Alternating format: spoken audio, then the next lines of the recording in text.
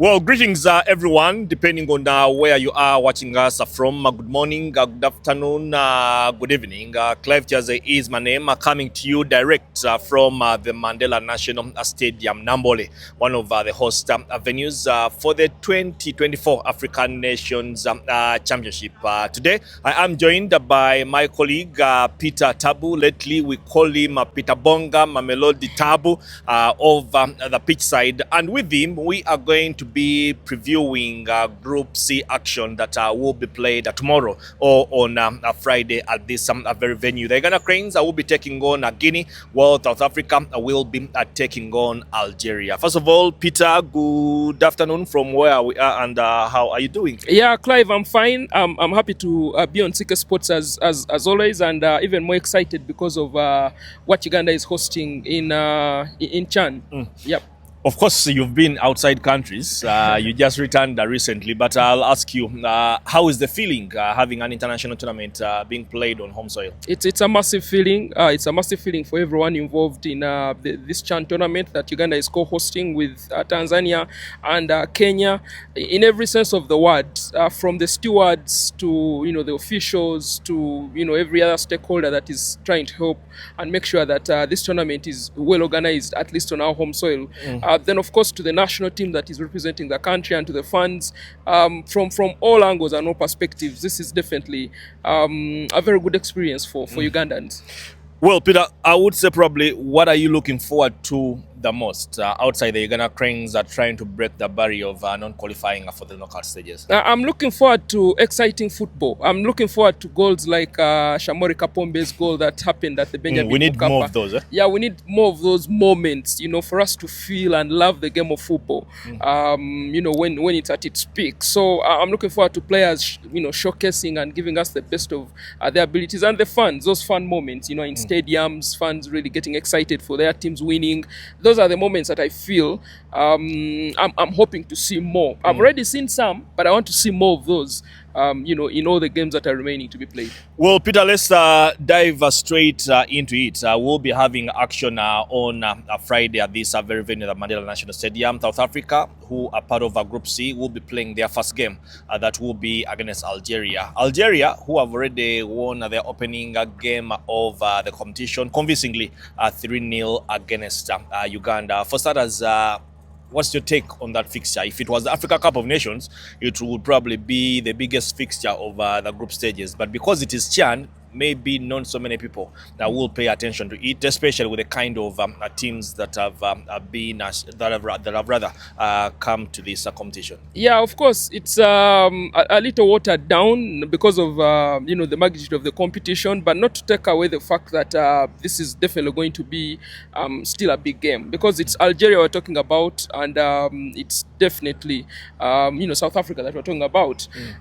If you look keenly, if you go back to the AFCON that was played, the players on this Bafana team, not all of them maybe were on that team that went on to finish third, but I can tell you for sure that they picked up a few lessons. They either are teammates to the players who helped Bafana finish third, or they were in the setup, and just maybe didn't make it to the tournament.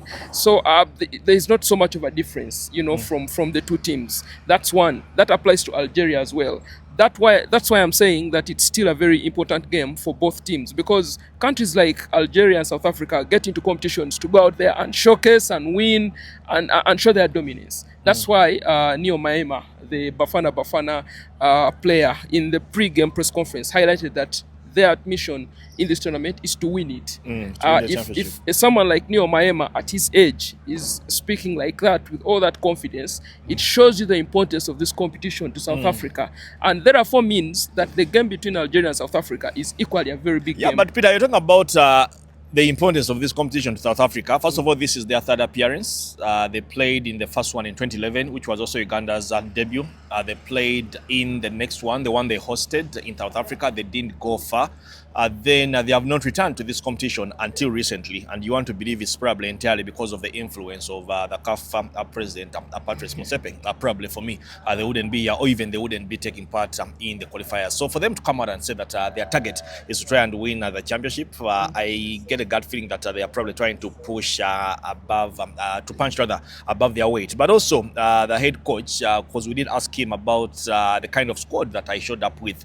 So many players untouched, close to 8 or 9 players on the squad that don't have clubs. And according to him, the players that they would have loved to come with for this championship weren't released by their clubs because of the long season, but they're also getting ready for pre-season and things like those. But he feels that they have players who actually have the quality, and they should be able to compete. But I still insist for them targeting the title is a little bit being overambitious. Yeah, but Clive, at the end of the day, if you're not ambitious in anything that you're doing in life, then you're probably not going to have the direction you want to have. Maema could have said could have put out a very ambitious task for the Bafana team, but that's what they think they can do. Doesn't mean they're going to do it anyway. But to your question, the PSL season and the MTN8 and all that made it hard for Bafana to have the players that they require to have from the different clubs.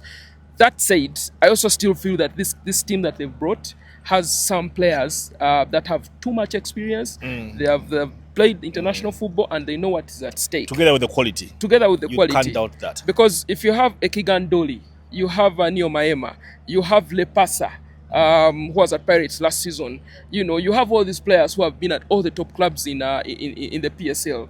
Some of them know what it takes for a team like Bafana to win at this stage. So I feel like they don't exactly have the top quality that the one that we saw at AFCON, but I still feel these guys can give it a run. The players that Nseki has summoned for this tournament. And then on the other hand, Algeria, of course, their campaign has started brightly, defeating the Uganda Cranes 3-0. Their coach, Majid Bogra, when we did interact with him, he wasn't impressed with the way his team conducted themselves. He thought that they should have probably played better football or even scored more goals and stuff like that. And I put it down to being the first game, the atmosphere and stuff like that. But I believe that they can still build on that, because I insisted that it was good confidence for the team. And he feels that they should be able to put up a better show against the South African side. Algeria will be playing their first game of the championship. Algeria will be playing their third game of the championship. South Africa will be playing their first. But Majid Bogera is optimistic that they can actually go out there, they get 3 points, and have themselves in a comfortable position as they try to aim for the quarterfinals. Yeah, first of all, respect to Majid Bogera. Is an ex-international. He played for the Desert Foxes for a minute. If I remember correctly, he was part of the team that won some titles, majorly for Algeria. That said, I don't want to stand here and say that Algeria, I believe what he has said really, against Uganda. I felt Algeria put up a very good show against Uganda. Well, we aided that show. They possessed the ball well, they used the ball well, they used their chances, and I feel like you can imagine if that is your observation, yes, and that is the feeling of so many people, yes, how else did he want his team to look better? Exactly, that's what I'm saying, that if he says that maybe they need to improve, okay, maybe in the eyes of the coach, the players didn't execute what he wanted to be executed, but they had a very good performance against the Uganda Cranes, hence scoring the 3 goals. So I feel like target should be making it 6 points for them to actually run down the rest of the groups without pressure. But again, they're playing a Bafana team that also is really in their need of their first win at the competition. So I think that's where there's going to be a mix, because South Africa would want to go and make sure they pick up 3 points and stop Algeria. And to be very honest with you, if you're a fan watching this group from a side, you would want Algeria to pick up, you'd want Bafana to beat Algeria, so that the mix is actually more interesting. And more so, if that happens, and then the Cranes also pick up their first win against Guinea, that would also spice it up more. But anyways, football is a competition where you wait for 90 minutes to end. That said, I think Algeria have come into this one with a lot of confidence. For a team to have scored 3 goals in their first game, tells you or speaks volumes about the quality of the team. Well, that game will be kicking off at 5 p.m. East African time here at the Mandela National Stadium. It will be a Friday. Here it is Thursday, so we allowed to say tomorrow. And immediately after that fixture, the home team, the Uganda Cranes, will be in action against Guinea. The Cranes lost their opening game of the championship against Algeria, 3-0, while on the other hand, Guinea did win their game. That was a 1-0 against Niger. And Peter, we just came out of a press conference addressed by the Uganda Cranes coach Mole Biekwaso, together with the defender Rogers Torach. Yes. And the coach did not for 1 minute breathe a bit of confidence that they are going to go out there and probably turn things around. He confesses coming into the game tomorrow under pressure. He confesses coming into the game tomorrow and knowing that they are taking on a side that won their opening game. He confesses coming into the game tomorrow, hoping and praying they can get the results. He begged the fans to show up in big numbers and cheer them. But the submissions are not those submissions you listen to and you're like, wow, Guinea away. I mean, to be very honest with you, as Coach Mole Biekwaso, I think after whatever he said before the Algeria game, it was always going to be hard for him to show up and say the same things, even though he's supposed to preach positivity and tell Ugandans that everything is okay in camp. It's hard to take in that, you know, he's the head coach and he's saying he's coming into the game under pressure, and clearly he's not sure if the team is going to come out and win the game. But maybe he's trying to motivate his players that way. By telling them we're in the red zone. There's no other way out. Okay. You have to face the wall and make sure that you come out on top. And you want to think that's the direction. But that said, I would slightly go back to his post-game press conference where he highlighted that Uganda's biggest problem has and is getting a team or players that help the team go forward.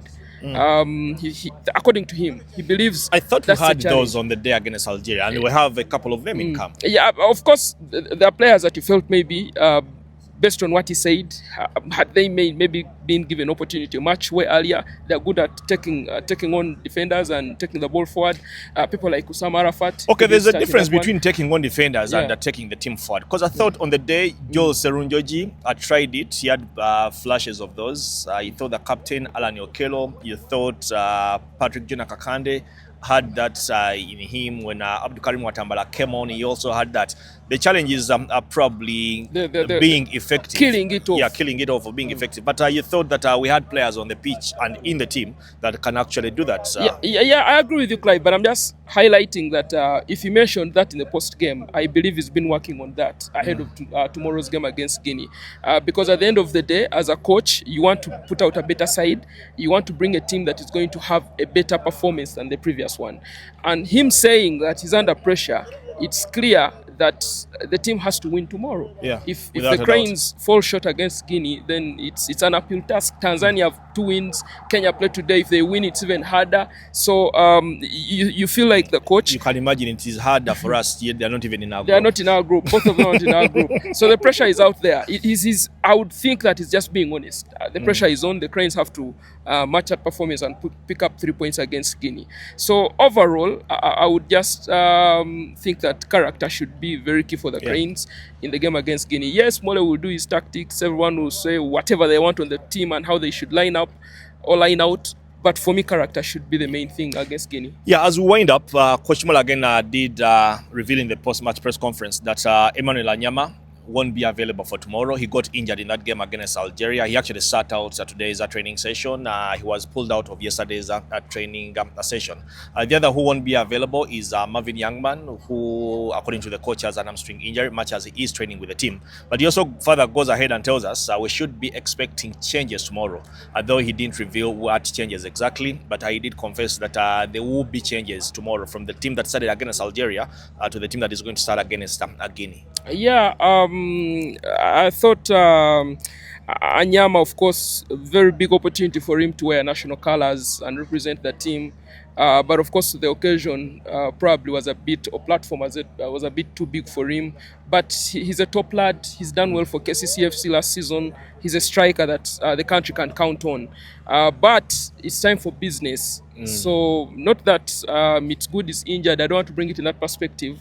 But even if he were fit, you would think someone else with experience should have been given the opportunity. Yunus Sentamu should be able to start that game and see what he can offer. He's been rallied to actually push the Cranes. He's played in this competition before. Of course, he was way a bit younger. He's scored in it before. You want to think that should spur him on against a Guinea team. So you need more experience up front there.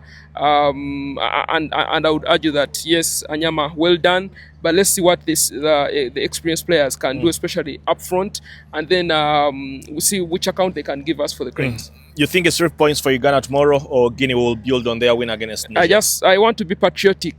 The Cranes should win this one 1-0. Well, the Cranes should win this one 1-0. I also would love to see the Cranes are winning, and I'm very optimistic that also the fans will show up in big numbers like they did in that game against Algeria, much as it didn't go according to plan.